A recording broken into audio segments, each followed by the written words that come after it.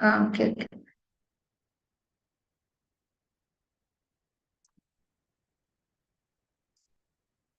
Okay, so today we're going to discuss another poem. The title of the poem is Revolving Days. Okay, so I'll share my screen. 1 second. Okay,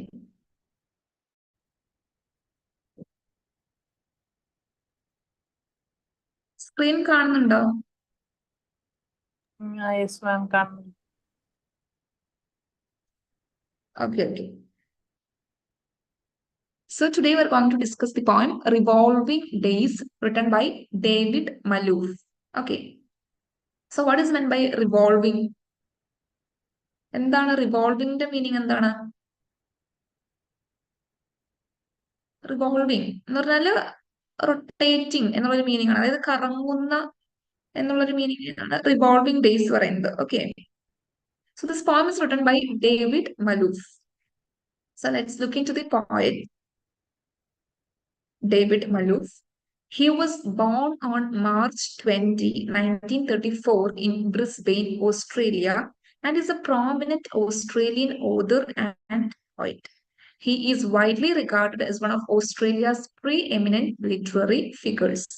Okay, so David Malouf എന്ന് പറയുന്നത് ഒരു Australian റൈറ്ററാണ്. Australian writer ആണ്, ഒരു poet ആണ്, author ആണ്. His also one of the key figures. ഓസ്ട്രേലിയയിൽ അറിയപ്പെടുന്ന ഒരു ലിറ്റററി ഫിഗർ ആണ് David Malouf. Malouf's prose is known for its elegance and lyricism. His evocative language and carefully crafted sentences contribute to a rich and immersive reading experience. So, David Malouf നമ്മൾ ഇന്ന് discuss ചെയ്യുന്നത് എന്താണ്? David മലൂഫിന്റെ ഒരു പോയമാണ്. He's also prose writer. Prose എന്ന് പറഞ്ഞാൽ എന്താണ്? What is mean by prose? Prose എന്ന് പറഞ്ഞാൽ എസ്സേസ്. നമ്മൾ കുറെ എസ്സേസ് കഴിഞ്ഞ സെറ്റിലൊക്കെ പഠിച്ചിട്ടുണ്ട്. പ്രോസ് എന്ന് പറഞ്ഞ സെക്ഷന്റെ അടിയിലാണ് നമ്മൾ പഠിച്ചിട്ടുള്ളത്. പ്രോസിന്റെ മീനിങ് എന്ന് പറഞ്ഞാൽ എസ്സേസ് എന്നുള്ള മീനിങ് ആണ്. അപ്പൊ ഇദ്ദേഹം എസ്സേസും പ്രോസും എഴുതുന്ന ഒരു വ്യക്തി കൂടിയാണ്. ഇദ്ദേഹത്തിന്റെ പ്രോസ് എന്ന് പറഞ്ഞാൽ it's known for its elegance and lyricism. സാധാരണ എസ്സേസ് എന്ന് പറയുമ്പോൾ എന്താണ്, ജസ്റ്റ് ആർട്ടിക്കിൾസ് പോലെ കുറെ സെന്റൻസസ് എഴുതും. പക്ഷെ ഡേവിഡ് മലൂഫിന്റെ പ്രോസിന്റെ പ്രത്യേകത എന്ന് പറഞ്ഞാൽ ലിറിസിസം. ലിറിസിസം എന്ന് പറഞ്ഞാൽ ഒരു ലിറിക്കൽ ക്വാളിറ്റി അല്ലെങ്കിൽ ഒരു മ്യൂസിക്കൽ ക്വാളിറ്റി ഉള്ള പ്രോസ് റൈറ്റിംഗ് ആണ് ഇദ്ദേഹത്തിന്റെ, ഡേവിഡ് മലൂഫിന്റെ. ഓക്കെ, ഇത്രയാണ്. It's all about the author. Now let's move to the introduction of the poem Revolving Days. So, the poetic narrator in David Malouf's Revolving Days longingly considers a youthful romantic relationship that, even though it ended, had a lasting impression. The speaker muses on the enduring power of memory by reconstructing sensory moments from the happy beginnings of the relationship through minimal yet powerful words. അപ്പൊ David മലൂഫിന്റെ revolving days എന്ന് പറഞ്ഞാൽ ഒരു title കൊണ്ട് ഉദ്ദേശിക്കുന്നത് എന്താണ്? Revolving days എന്ന് പറഞ്ഞാൽ ഇങ്ങനെ ദിവസങ്ങൾ ഇങ്ങനെ കടന്നു പോയിക്കൊണ്ടേയിരിക്കുകയാണ് അല്ലെ. അപ്പൊ ഇദ്ദേഹത്തിന്റെ പോയറ്റിന്റെ അല്ലെങ്കിൽ ആ ഒരു പോയറ്റിക് നെറേറ്ററിന്റെ ഈ ഒരു പോയറ്റിൽ പറയുന്ന ആ ഒരു സ്പീക്കർ എന്ത് ഓർക്കണം, അദ്ദേഹത്തിന്റെ ഈ യൂത്ത്ഫുൾ റൊമാൻറ്റിക് റിലേഷൻഷിപ്പ്, അദ്ദേഹത്തിന്റെ യൂത്ത്ഫുൾ ടൈമിൽ ഉണ്ടായിരുന്ന ആ ഒരു റൊമാൻറ്റിക് റിലേഷൻഷിപ്പ്, ഒരു ലവ് അഫെയറിനെ പറ്റി ഇദ്ദേഹം ഓർത്തെടുക്കുകയാണ്. Which had a lasting impression. അതായത് അദ്ദേഹത്തിന് ഇപ്പോഴും അദ്ദേഹം അതിന്റെ ഓർമ്മകളിലാണ് ജീവിക്കുന്നത്. അപ്പൊ അത്രയും ഒരു ഇംപ്രഷൻ അദ്ദേഹത്തിന്, അത്രയും ഒരു ഇഫക്റ്റ് അല്ലെങ്കിൽ ഒരു ഇമ്പാക്ട് അദ്ദേഹത്തിന് ഉണ്ടാക്കിയിട്ടുള്ള ഒരു റൊമാൻറ്റിക് റിലേഷൻഷിപ്പിനെ പറ്റി അദ്ദേഹം ഓർത്തെടുക്കുന്നു. അവിടെ സംഭവിച്ച കുറെ കാര്യങ്ങളും സെൻസറി മൊമെന്റ്സും ഒക്കെ അദ്ദേഹം ഒരു വളരെ പവർഫുൾ ആയിട്ടുള്ള വേർഡ്സിലൂടെ ഈ ഒരു പോയത്തില് എക്സ്പ്രസ് ചെയ്യുന്നുണ്ട്. The early stages of the romance are captured in vivid pictures during which the speaker purchased vibrant clothing in an effort to project a desirable image as a lover. The poem weighs memory's ability to dissolve temporal distance as it flows smoothly between the past and the present.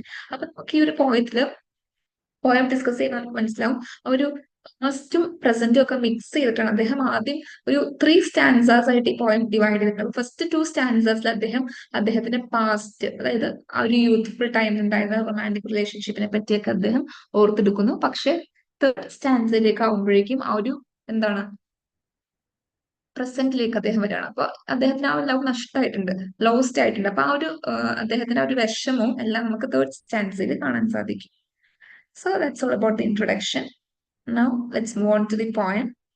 ഒരു ചെറിയ പോയമാണ്, 3 സ്റ്റാൻസുകൾ മാത്രമുള്ള ഒരു ചെറിയ പോയമാണ്. Okay, so നിങ്ങൾക്ക് ഈ screen കാണുന്നുണ്ടോ പോയത്തിന്റെ? ഇപ്പൊ introduction ആണ്.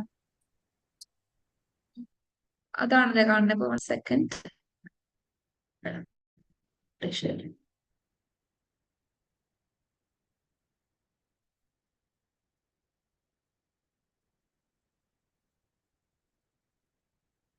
ഓക്കെ, പോയം കാണുന്നുണ്ടോ? Text okay. ടെക്സ്റ്റ് അതന്നെ. ഓക്കെ, സോ നമുക്ക് പോയം ഡിസ്കസ് ചെയ്യാം.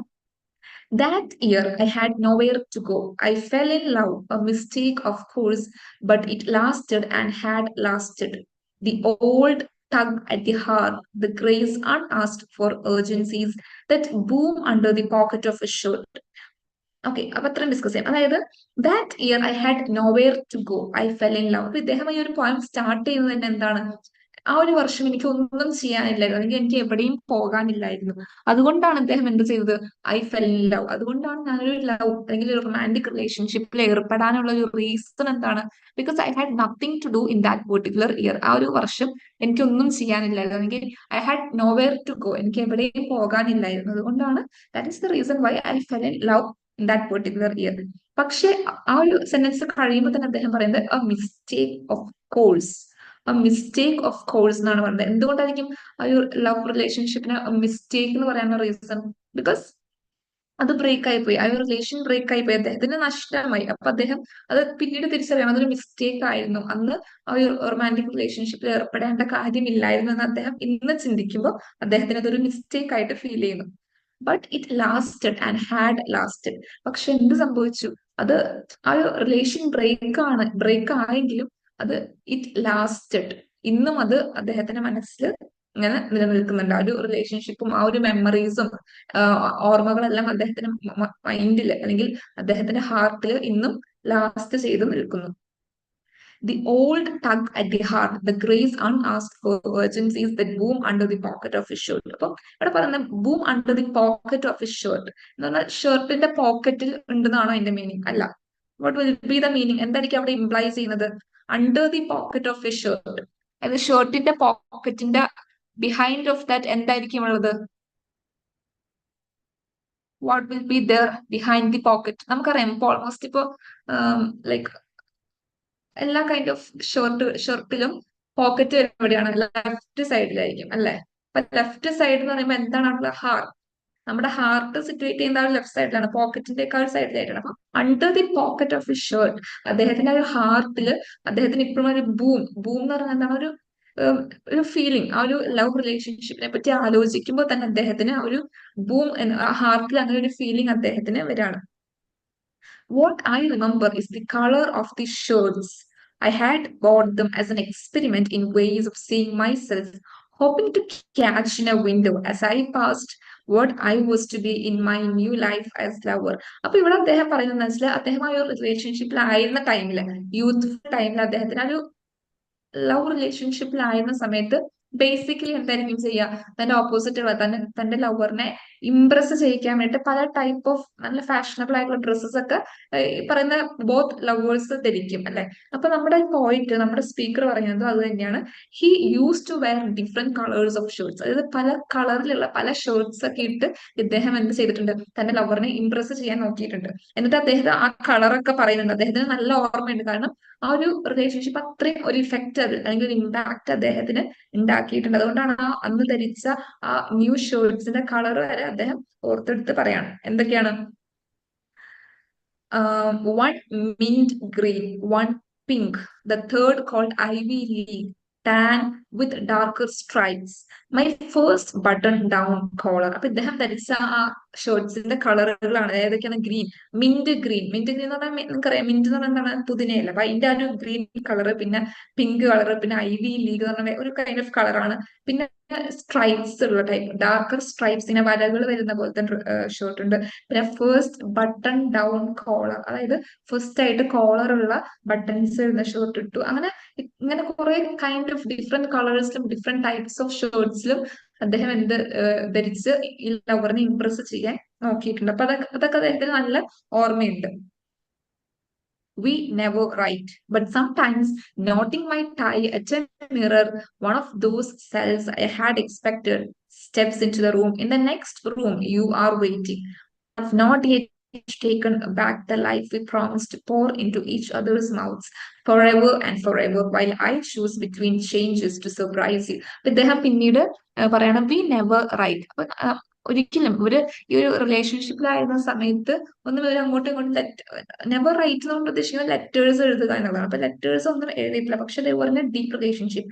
അപ്പൊ ഇദ്ദേഹം പിന്നീട് എന്താണ് ഒരു തന്റെ ബാത്റൂം അല്ലെങ്കിൽ തന്റെ ഒരു വീടിന്റെ റൂമിലോ ബാത്റൂമിലോ എവിടെയെങ്കിലും മിററിന്റെ ഫ്രണ്ടിൽ നിന്ന് ഇങ്ങനെ ടൈ ഒക്കെ കെട്ടുമ്പോ അദ്ദേഹം വിചാരിക്കുന്നുണ്ടോ നെക്സ്റ്റ് റൂമിൽ എന്റെ ലവർ ഉണ്ടായിരുന്നെങ്കിൽ, നമ്മൾ അതായത് അവര് പഴയ മീൻസ് അവരുടെ യൂത്ത്ഫുൾ സമയത്ത് അവർ സ്പെൻഡ് ചെയ്ത മെമ്മറീസും അവര് എന്താണ് അങ്ങോട്ടും ഇങ്ങോട്ടും കൊടുത്ത വോws എന്ന് പറഞ്ഞാൽ രണ്ടുപേരും അങ്ങോട്ടും ഇങ്ങോട്ടും കൊടുത്ത കുറെ കാര്യങ്ങളുണ്ടല്ലോ, അതായത് ഉറപ്പുകൾ, അതായത് ഇനി ലൈഫ് ലോങ് ഉണ്ടാകും എന്നുള്ള അങ്ങനത്തെ കുറെ വൗസ്, VOWS, അതിനാണ് വൗസ് എന്ന് പറയുന്നത്. ഇങ്ങനെ ഉറപ്പ് കൊടുക്കാന്ന് പറയില്ലേ, ഇങ്ങനത്തെ കാര്യങ്ങളൊക്കെ ആ ഒരു മെമ്മറീസ് ഒക്കെ ഇദ്ദേഹത്തിന് ഇങ്ങനെ മനസ്സിലേക്ക് വരാണ്.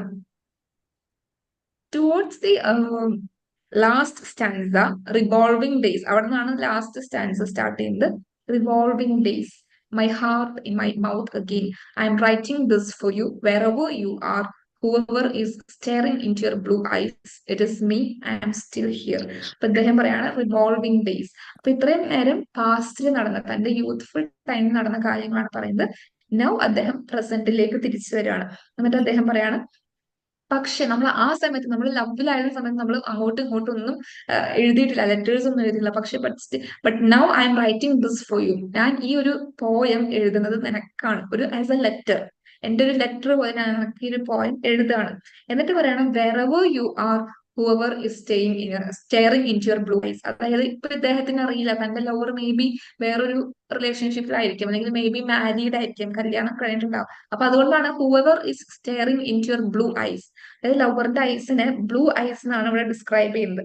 അപ്പൊ മേ ബി നിനക്ക് വേറൊരു പാർട്ട്ണർ അല്ലെങ്കിൽ ലവർ അല്ലെങ്കിൽ നിനക്കൊരു ഹസ്ബൻഡ് ഉണ്ടായിരിക്കാം, പക്ഷെ wherever you are, whoever is staring into your blue eyes, it is me, I am still here. എന്നിട്ട് അദ്ദേഹം പറയുന്നു ഞാൻ ഇവിടെ ഉണ്ട്, പക്ഷെ no, don't worry, I won't appear out of that old time to discomfort you, and no, at this distance I'm not holding my breath for a reply. അവസാനം അദ്ദേഹം conclude ചെയ്യുന്നത് എങ്ങനെയാണ്? You don't have to worry. അതായത് ഈ ഒരു ലവറിനോട് പറയാൻ നിങ്ങൾ ഒരിക്കലും പേടിക്കരുത്. അതായത് ഞാൻ ഇവിടെ ഉണ്ട്, ആദ്യം പറഞ്ഞു ഞാൻ ഇവിടെ ഉണ്ട് എന്ന് പറഞ്ഞിട്ട് പറയാണ്, പക്ഷെ നിങ്ങൾ പേടിക്കണ്ട, കാരണം ഞാൻ നിങ്ങളെ ഈ ഒരു സമയത്ത് ബുദ്ധിമുട്ടിക്കാനൊന്നും ഡിസ്കംഫർട്ട് ചെയ്യാനൊന്നും വരില്ല. നമ്മുടെ പഴയ കാര്യങ്ങൾ, നമ്മുടെ പാസ്റ്റ് ഒക്കെ പറഞ്ഞുകൊണ്ട് ഞാൻ നിങ്ങൾ ഒരിക്കലും ബുദ്ധിമുട്ടിക്കാൻ വരില്ല. പക്ഷെ ഞാൻ എന്റെ ഫീലിങ്സ് ഒരു ഔട്ട്ലെറ്റ് പോലെ ഞാൻ ഈ ഒരു ഇതിലൂടെ ഡിസ്ക്രൈബ് ചെയ്യുന്നു എന്നേ ഉള്ളൂ. പക്ഷെ ഒരിക്കലും നിങ്ങളെ ബുദ്ധിമുട്ടിക്കാനോ ഡിസ്കംഫർട്ട് ചെയ്യാനോ ഞാൻ വരില്ല. മാത്രല്ല ചെയ്യുന്നത്, and no, at this distance I am not holding my breath for a reply. അതായത് ഞാൻ ഈ ഒരു ലെറ്റർ പോലെ ഒരു പോയിം എഴുതുന്നുണ്ടെന്നുള്ളൂ, ഇതിനൊരു റിപ്ലൈ തരണമെന്നോ അല്ലെങ്കിൽ ആ ഒരു റിപ്ലൈ ഞാൻ പ്രതീക്ഷിക്കുന്ന പോലും ഇല്ല. അതായത് നിങ്ങളെ ഡിസ്റ്റർബ് ചെയ്യാൻ, നമ്മുടെ പഴയ കാര്യങ്ങൾ പറഞ്ഞ് നിങ്ങൾ ഡിസ്റ്റർബ് ചെയ്യാൻ ഞാൻ വരുന്നില്ല. അതുപോലെ നിങ്ങൾ ഇതിന് റിപ്ലൈ തരുമൊന്നും വേണ്ട. ഇദ്ദേഹം എന്താണ് ചെയ്യുന്നത്, ഇദ്ദേഹത്തിന്റെ ഒരു സാറ്റിസ്ഫാക്ഷന് വേണ്ടി അല്ലെങ്കിൽ ഇദ്ദേഹത്തിന്റെ ഒരു സംതൃപ്തിക്ക് വേണ്ടി ഇദ്ദേഹത്തിന്റെ ഫീലിങ്സ് ഒരു പോയമായിട്ട് എഴുതുന്നു എന്നേ ഉള്ളൂ എന്ന് പറഞ്ഞുകൊണ്ടാണ് ഈ ഒരു പോയം കൺക്ലൂഡ് ചെയ്യുന്നത്. Okay, so it's A very simple poem. One second.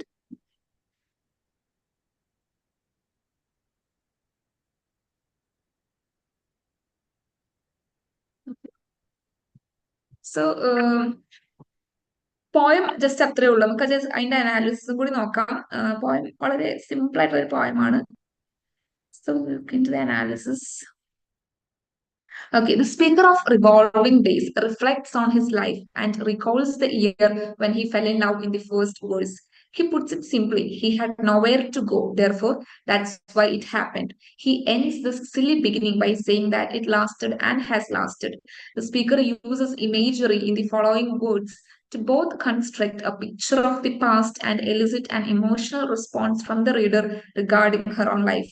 He remembers the sensation of being in love, especially the old tug at the heart and the brooding boom under the pocket of his shoulder. അപ്പൊ ഇദ്ദേഹം ഞാൻ പറഞ്ഞ അതേ കാര്യങ്ങൾ തന്നെയാണ്. Revolving pace എന്ന് പറയുമ്പോൾ ഒരു പോയം സ്റ്റാർട്ട് ചെയ്യുന്നത് എങ്ങനെയാണെന്ന് ഞാൻ പറഞ്ഞു. അദ്ദേഹത്തിന് he had nowhere to go, അല്ലെങ്കിൽ he had nothing to do in that particular year. അദ്ദേഹത്തിന് ഒന്നും ചെയ്യാതെ ഫ്രീ ആയിട്ട് വെറുതെ ഇരുന്നതുകൊണ്ടാണ് ഹി ഫെൽ ഇൻ ലവ്. അദ്ദേഹം ഒന്നും ചെയ്യാതെ വെറുതെ നിൽക്കുന്നു. So he decided to fell in love. എന്നാൽ ഒന്ന് എന്താണ് ഒരു റിലേഷൻഷിപ്പിലാവാന്നുള്ള ഒരു വിചാരത്തിൽ അദ്ദേഹം he fell in love. But soon he realise that it was a mistake. അതൊരു മിസ്റ്റേക്ക് ആയിരുന്നു. Because it didn't last for ever. അതായത് ആ ഒരു റിലേഷൻ ബ്രേക്ക് ആയെങ്കിലും പക്ഷെ അദ്ദേഹത്തിന്റെ മൈൻഡിൽ അത് ഇന്നും ലാസ്റ്റ് ചെയ്യുന്നുണ്ട്, അല്ലെങ്കിൽ നിലനിൽക്കുന്നുണ്ട്. It has lasted and has lasted. പക്ഷെ ആ ഒരു സ്ത്രീയുമായി അല്ലെങ്കിൽ ആ ഒരു ലവറുമായിട്ടുള്ള റിലേഷൻഷിപ്പ് അവിടെ ശരിക്കും ബ്രേക്ക് ആയിപ്പോയി. Okay. In a unique portrayal of a lover's thought, he talks about purchasing clothes and using them to define himself as a lover. One of these was his first button-down collar, and they varied in color. അപ്പൊ അദ്ദേഹം പിന്നെ പറയുന്നത് അദ്ദേഹം ആ ഒരു ലവറിനെ Impress ചെയ്യാൻ വേണ്ടിയിട്ട് ആ ഒരു ടൈമിൽ ആ ഒരു ലവിങ് റിലേഷൻഷിപ്പിലായിരുന്ന ടൈമിൽ പല ഡിഫറെന്റ് കൈൻഡ്സ് ഓഫ് ക്ലോത്ത്സും ഡിഫറെന്റ് കൈൻഡ്സ് ഓഫ് ഷർട്ടും വേരിയഡ് കളേഴ്സിലെ ഷർട്ട്സ് ഒക്കെ ധരിച്ച് ഇംപ്രസ് ചെയ്യാൻ കേട്ടിട്ടുണ്ട്. The speaker's experience of love turns out to be a little more nuanced than it first appears as the poem goes on. It lasted, but not in the way that one might anticipate right away. In this verse, he contemplates both the past and future. He is in the bathroom, staring at himself in the mirror, when the past returns to greet him, reminding him of their time together and the vows they made. Both of these and the relationship have deteriorated. ഈ ഒരു poem start ചെയ്യാൻ പറഞ്ഞു. അതെ മിസ്സേ, അപ്പൊ അങ്ങോട്ട് page മാറിയിട്ടില്ലല്ലോ. Analysis ആണോ? ഒരു പാരഗ്രാഫ് അല്ലേ കാണുന്നുള്ളൂ. ഓ സോറി സോറി, ഞാനത് വേറെ ഷെയർ ചെയ്തിരുന്നു, അപ്പൊ അത് വന്നില്ല. Okay, 1 second.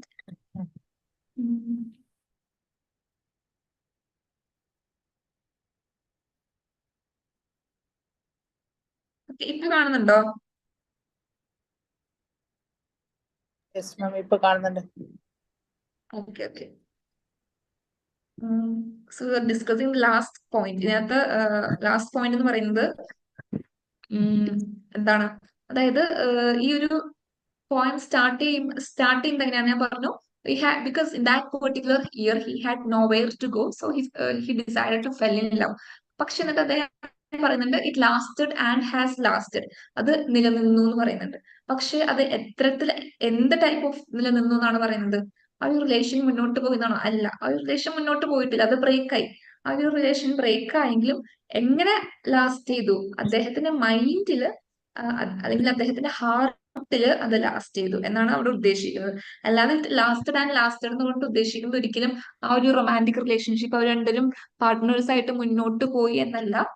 ആ ഒരു റിലേഷൻഷിപ്പ് ബ്രേക്കായി, പക്ഷെ അതിന്റെ ഒരു ഇഫക്റ്റ് അല്ലെങ്കിൽ അതിന്റെ ഒരു ഇമ്പാക്ട് അദ്ദേഹത്തിന്റെ മൈൻഡിൽ അല്ലെങ്കിൽ അദ്ദേഹത്തിന്റെ ഹാർട്ടിൽ അത് എന്നെന്നും ലാസ്റ്റ് ചെയ്തു എന്നാണ് ഇവിടെ ഉദ്ദേശിക്കുന്നത്. ഓക്കെ.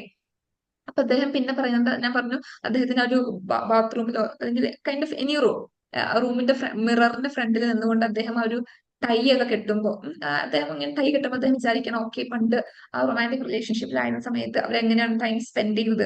വൗസ് ദേ മേഡ്. വൗസ് തന്നെ നേരത്തെ പറഞ്ഞ വേർഡ് VOWS. വൗസ് എന്ന് പറഞ്ഞാൽ അങ്ങോട്ടും ഇങ്ങോട്ടും കൊടുക്കുന്ന കുറെ വാഗ്ദാനങ്ങൾ എന്നുള്ള മീനിങ് ആണ്. വാഗ്ദാനങ്ങളല്ല, ഒരു ഉറപ്പ് കൊടുക്കുക എന്നൊക്കെ പറയില്ലേ, അതാണ്. അപ്പൊ അങ്ങനെ കുറെ വൗസ് അവർ ഉണ്ടാക്കിയിട്ടുണ്ടായിരുന്നു. അതുപോലെ കുറെ നല്ല മൊമെന്റ്സ് അവർ സ്പെൻഡ് ചെയ്തിട്ടുണ്ടായിരുന്നു. പക്ഷെ അതൊക്കെ എന്താണ്, ഇന്ന് അത് ബ്രേക്ക് ആയി. അപ്പൊ അതെല്ലാം ഇങ്ങനെ ഓർത്തെടുക്കാണ് ആരും നമ്മുടെ പോയിന്റ് ചെയ്യുന്നത്, സ്പീക്കർ ചെയ്യുന്നത്. Okay. The speaker uses the phrase revolving days in the last verse of Revolving Days to describe the state of his heart and memory. He is composing this for his form of flame. They aren't together anymore. He really has no idea where they are.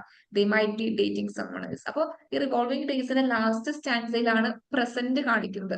First 2 സ്റ്റാൻസയിലും എന്താണ് കാണിക്കുന്നത്? Past ആണ് കാണിക്കുന്നത്.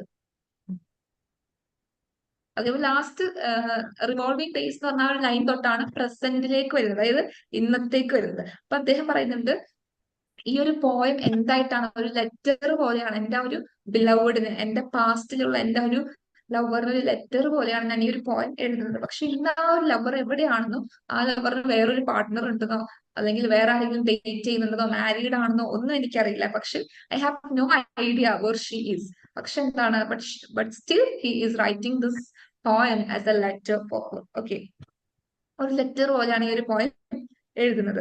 He remains the same in spite of the changes that have occurred. He assures the target listener, the speaker's ex-lover, that he won't return from the past, comfort them before they become concerned. They are apart, and he is aware that his chances of receiving a poem formatted response to this letter are slim. അതായത് അദ്ദേഹം പറയണം, ഇദ്ദേഹത്തിന്റെ ലവറിന്, അല്ലെങ്കിൽ lover എന്ന് പറയാനില്ല, X lover, അതായത് മുന്നേ ഉണ്ടായിരുന്ന ലവറാണ്, എക്സ് ലവറിനാണ് ഈ ഒരു പോയിന്റ് ഡെഡിക്കേറ്റ് ചെയ്യുന്നത്. അല്ലെങ്കിൽ ഈ ഒരു ലെറ്റർ ഫോർമാറ്റിൽ ഈ ഒരു പോയിന്റ് എഴുതുന്നത് ആർക്ക് വേണ്ടിയിട്ടാണ്? എക്സ് ലവറിന് വേണ്ടിയിട്ടാണ്. പക്ഷെ ഈ ഒരു ജസ്റ്റ് ഞാൻ ഈ ഒരു പോയിന്റ് എഴുതുന്നു മാത്രമേ ഉള്ളൂ, ഞാൻ ഒരിക്കലും എന്ത് ചെയ്യില്ല, നിങ്ങളുടെ ലൈഫിലേക്ക് വന്നിട്ട്, ഇപ്പത്തെ പുതിയ ലൈഫിലേക്ക് വന്നിട്ട് എന്റെ പാസ്റ്റും നമ്മുടെ പാസ്റ്റും നമ്മൾ സ്പെൻഡ് ചെയ്ത കാര്യമൊന്നും പറഞ്ഞ് ഒരിക്കലും ഡിസ്കംഫർട്ട് ചെയ്യാൻ വരില്ല. എന്താണ്, ഞാൻ ജസ്റ്റ് ഒരു ലെറ്റർ എഴുതുന്നുള്ളൂ. പിന്നീട് എന്തുകൂടി ആഡ് ചെയ്യുന്നുണ്ട്, ഒരിക്കലും ഞാൻ ഒരു റിപ്ലൈ പ്രതീക്ഷിക്കുന്നില്ല എന്നുകൂടി ആഡ് ചെയ്യുന്നുണ്ട്. The speaker of this poem remembers a previous instance of falling in love. Although he refers to it as a mistake, of course, it appears that the emotion has stuck with him. He remembers the colors of the shirts he bought for his new life as a lover at the time, as well as the emotions he experienced. അപ്പൊ നമ്മൾ പറഞ്ഞത് ഒരു point തന്നെയാണ്. അദ്ദേഹം ആദ്യം അതിനെ ഒരു mistake, of course it was a mistake എന്ന് പറയുന്നുണ്ട്. ആ ഒരു ലവിൽ അല്ലെങ്കിൽ റിലേഷൻഷിപ്പിൽ ആവുക എന്നുള്ളത് ഇറ്റ് വാസ് എ മിസ്റ്റേക്ക് എന്ന് പറയുന്നുണ്ട്. പക്ഷെ എങ്കിൽ പോലും പിന്നെ നെക്സ്റ്റ് ലൈൻ എന്ന് പറഞ്ഞാൽ it had lasted and lasted എന്നാണ്. അതൊരു മിസ്റ്റേക്ക് ആണെങ്കിൽ പോലും അദ്ദേഹത്തിന്റെ ഉള്ളിൽ നിന്നും ആ ഒരു മെമ്മറീസ് നിന്നും നിലനിൽക്കുകയാണ് ഈ ഒരു പോയത്തിലൂടെ അദ്ദേഹം ഷെയർ ചെയ്യുന്നത്. Last slide. So his thoughts stay the same, and he contemplates our potential current partners for her. Ultimately, though, he gives her the assurance that he won't resurface in her life and that he doesn't intend to upset her. He also says that he doesn't anticipate hearing from her. നമ്മൾ പറഞ്ഞ same point ആണ്. അദ്ദേഹം ഒരിക്കലും ആ ഒരു വ്യക്തിയുടെ ലൈഫിലേക്ക് ഇനി തിരിച്ചു പോകാനോ അവരെ ബുദ്ധിമുട്ടിക്കാനോ അല്ലെങ്കിൽ അവരെ അപ്സെറ്റ് ചെയ്യാനോ വിഷമിപ്പിക്കാനോ ഒന്നും താല്പര്യപ്പെടുന്നില്ല. അതുപോലെ തന്നെ തിരിച്ച് ഞാൻ നിന്നിൽ നിന്നും ഒന്നും കേൾക്കാനും ആഗ്രഹിക്കുന്നില്ല, അല്ലെങ്കിൽ ഒരു റിപ്ലൈ ഞാൻ പ്രതീക്ഷിക്കുന്നില്ല. പക്ഷെ എനിക്ക് എന്റെ ഒരു സാറ്റിസ്ഫാക്ഷന് വേണ്ടിയിട്ട് ഞാൻ എന്ത് ചെയ്യുന്നു, പോയിട്ട് എന്ത് ചെയ്യുന്നു, പോയിട്ട് തന്റെ ഒരു ഇമോഷൻസിനെ ഒരു ഔട്ട്ലെറ്റ് ആക്കിയിട്ട്, ആ ഒരു ഇമോഷൻ പുറത്തുവിടാനുള്ള ഒരു ഔട്ട്ലെറ്റ് ആക്കിയിട്ടാണ് ഈ ഒരു പോയം ഇദ്ദേഹം ലെറ്റർ ഫോർമാറ്റിൽ എഴുതുന്നത്. Furthermore, the color of the shirts he bought during this relationship seems to represent the new life he aspired to have as a lover. Mint green one, pink, the third called Ivy League, tan with darker stripes, probably crisp and starched. They are new and bright, with one being his first button-down collar. The only colors in the poem are the vibrant hues of those shirts and the blue eyes of his fallen love. For him, life appears to be somewhat colorless at this point. Thus, symbolically, after this relationship, life becomes duller and less thrilling. ഇപ്പൊ ഇദ്ദേഹം പിന്നെ പറയുന്നത്, വാങ്ങിച്ചിട്ടുള്ള ഷർട്ട്സിന്റെ, ലവറിനെ Impress ചെയ്യാനുള്ള കുറെ shirts, പല different kind of, അല്ലെങ്കിൽ different variety ആയിട്ടുള്ള, അതായത് സ്ട്രൈപ്സ് ഉള്ളതും, സ്ട്രൈപ്സ് എന്ന് പറഞ്ഞാൽ നമുക്കറിയാം ഇങ്ങനെ വരകൾ ഉള്ള മീനിങ് ആണ്. ഇപ്പൊ സ്ട്രൈപ്സ് ഉള്ളതും ഇല്ലാത്തതും, കോളർ ഉള്ളതും ബട്ടൺസ് ഉള്ളതും, പല ഡിഫറെന്റ് കൈൻഡ്സ്, ഗ്രീനും പിങ്കും ഐവി ലീഗ്, അങ്ങനെ പല കൈൻഡ് ഓഫ് ഡിഫറെന്റ് ഷർട്ട്സ് ഇദ്ദേഹം വാങ്ങിച്ച് ഇംപ്രസ് ചെയ്യാൻ നോക്കിയിട്ടുണ്ട്. പിന്നെ ഈ ഒരു പോയത്തിൽ ഇങ്ങനെ കളർഫുൾ ആയിട്ട് പറയുന്നത് ആകെ എന്താണ്, ഈ ഒരു ഷർട്ടിന്റെ കാര്യം, പിന്നെ നമ്മുടെ ലവറിന്റെ ബ്ലൂ ഐസിനെ പറ്റിയാണ് പറയുന്നത്. നമ്മൾ വായിച്ചോ പറഞ്ഞു, അതായത് whoever is staring at your blue eyes എന്നുള്ള ലൈൻ. അതായത് അദ്ദേഹം ലാസ്റ്റിലേക്ക് പറയുന്നുണ്ട്, നിന്റെ ആ ഒരു ബ്ലൂ ഐസിലേക്ക് ഇപ്പൊ ആരാണ് സ്റ്റെയർ ചെയ്യുന്നത്, നോക്കിക്കൊണ്ടിരിക്കുന്നത് എന്ന് എനിക്കറിയില്ല. Because may be the lover is married, lover has another partner, or lover is dating. അതായത് ഇദ്ദേഹത്തിന്റെ പഴയ ലവർ ഇപ്പൊ വേറൊരാളായിട്ട് എന്താണ് മാരീഡ്, കല്യാണം കഴിഞ്ഞിട്ടുണ്ടാവും, അല്ലെങ്കിൽ വേറൊരാളെ ഡേറ്റ് ചെയ്യുന്നുണ്ടാവും, വേറൊരാളെ പാർട്ട്ണർ ആയിട്ടുണ്ടാവും. ചിലപ്പോൾ അയാളായിരിക്കും ആ ഒരു ലവറിന്റെ ബ്ലൂ ഐസിലേക്ക് പിന്നീട് നോക്കിക്കൊണ്ടിരിക്കുന്നത്. അപ്പൊ the point doesn't know who is that, അങ്ങനെ ആരെങ്കിലും ഉണ്ടോ അല്ലെങ്കിൽ ഇല്ലേ എന്നൊന്നും ഇദ്ദേഹത്തിന് അറിയില്ല. അപ്പൊ ഇദ്ദേഹം പറയുന്നത് ആ ഒരു തന്റെ ലൈഫിൽ ഒരു കളർഫുൾ ടൈം എന്ന് പറയുന്നത് ആ ഒരു റിലേഷൻഷിപ്പിലായിരുന്ന സമയത്തായിരുന്നു. ആ ഒരു പല ഡിഫറെന്റ് കൈൻഡ്സ് ഓഫ് കളേഴ്സ് ഉള്ള ഡ്രസ്സ് ധരിച്ചതും എല്ലാം ആ ഒരു ടൈമിലായിരുന്നു. പക്ഷെ വാട്ട് ഈസ് ഹാപ്പനിങ് നൗ, ഇപ്പൊ അദ്ദേഹത്തിന് റിലേഷൻഷിപ്പ് ഇല്ല, മാത്രമല്ല അദ്ദേഹത്തിന് യൂത്ത്ഫുൾ ലൈഫ് ഒക്കെ കഴിഞ്ഞു, റിവോൾവിംഗ് ഡേയ്സ് അങ്ങനെ ദിവസങ്ങൾ കഴിഞ്ഞു പോയിക്കൊണ്ടിരിക്കുന്നതോറും അദ്ദേഹത്തിന് മേ ബി ഏജ്ഡ് ആയിട്ടുണ്ടാവാം. അപ്പൊ അദ്ദേഹത്തിന്റെ യൂത്ത്ഫുൾ ഡേയ്സും കളർഫുൾ ഡേയ്സും ഒക്കെ കഴിഞ്ഞു. അപ്പൊ ഇപ്പൊ എന്താണ് അദ്ദേഹത്തിന്റെ ലൈഫ് എന്ന് പറഞ്ഞാൽ മോർ ഡള്ളറാണ്. ഡള്ളർ എന്ന് പറഞ്ഞാൽ യാതൊരു കളർഫുൾ ഇല്ലാത്തൊരു വൈബ്രന്റ് അല്ലാത്തൊരു ലൈഫാണ് അദ്ദേഹത്തിന്റെ. ലെസ് ത്രില്ലിങ്, യാതൊരു ത്രില്ലും ഇല്ലാത്ത വെറുതെ ഒരു എന്താണ് ഒരു കൈൻഡ് ഓഫ് ഹാപ്പിനെസ് ഒന്നും ഇല്ലാത്തൊരു ലൈഫാണ് ഇപ്പൊ നമ്മുടെ നെറേറ്റീവ് അല്ലെങ്കിൽ നെറേറ്ററിന്റെ പോയറ്റിക് സ്പീക്കറിന്റെ എന്നാണ് ഈ ഒരു പോയറ്റ് ഡിസ്ക്രൈബ് ചെയ്യുന്നത്. അപ്പൊ ജസ്റ്റ് ഒരു യൂത്ത്ഫുൾ ടൈം ഉണ്ടായിട്ടുള്ള ഒരു റൊമാൻറ്റിക് റിലേഷൻഷിപ്പിനെ എങ്ങനെയാണ് ഡിസ്ക്രൈബ് ചെയ്യുന്നത്, അതാണ് ഈ ഒരു റിവോൾവിംഗ് ഡേയ്സ് എന്നുള്ള ആ ഒരു പോയം കൊണ്ട് ഉദ്ദേശിക്കുന്നത്. അപ്പൊ ഞാൻ മെയിൻ ആയിട്ടും 3 സ്റ്റാൻസാസ് ആയിട്ട് ഡിവൈഡ് ചെയ്തിട്ടുണ്ട്. ആ ഫസ്റ്റ് 2 സ്റ്റാൻസ എന്ന് പറയുന്നത് പാസ്റ്റ് ലൈഫാണ് പറയുന്നത്, പോയറ്റിന്റെ പാസ്റ്റ് ലൈഫ് മെൻഷൻ ചെയ്യുന്നുണ്ടെങ്കിൽ when it comes to the third stanza, the present is being described in the third stanza. Okay, അപ്പൊ റിവോൾവിംഗ് ഡേയ്സ് എന്ന് പറയുന്ന ആ ഒരു ലൈൻ തൊട്ടിട്ടാണ് തേർഡ് സ്റ്റാൻസ തുടങ്ങുന്നത്. അവിടെ തൊട്ടിട്ടാണ് നമ്മുടെ പ്രസന്റ് ലൈഫ്, പോയറ്റിന്റെ പ്രസന്റ് ലൈഫ് മെൻഷൻ ചെയ്യുന്നത്. റിവോൾവിംഗ് ഡേയ്സ് എന്ന് പറഞ്ഞാൽ ടൈറ്റിലിന്റെ സിഗ്നിഫിക്കൻസ് എന്ന് പറഞ്ഞാൽ ഡേയ്സ് എന്താണ്, ഒരിക്കലും days will not wait for anyone, അല്ലെങ്കിൽ ഡേയ്സ് എന്നല്ല, time will not wait for anybody അല്ലെ.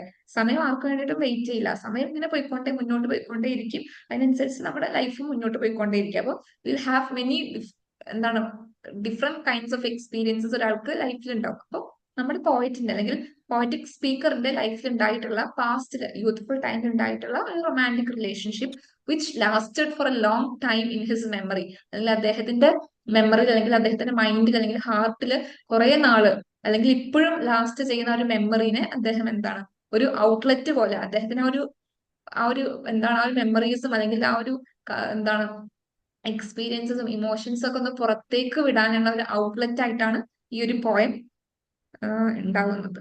അപ്പൊ ഇത്രയാണ് ഈ ഒരു പോയത്തിനെ പറ്റി ഡിസ്കസ് ചെയ്യാനുള്ളൂ. ക്ലിയർ ആണോ പോയം? യെസ് മാം, ക്ലിയർ ആയി. സോ ക്വസ്റ്റ്യൻസ് ഗ്രൂപ്പിൽ പോസ്റ്റ് ചെയ്യാം. I think time is up, 8:35 ആയില്ല. ഓക്കെ, സോ നമുക്ക് വൈൻഡ് അപ്പ് ചെയ്യാം. അസ്സലാമു അലൈക്കും. വലൈക്കും അസ്സലാം.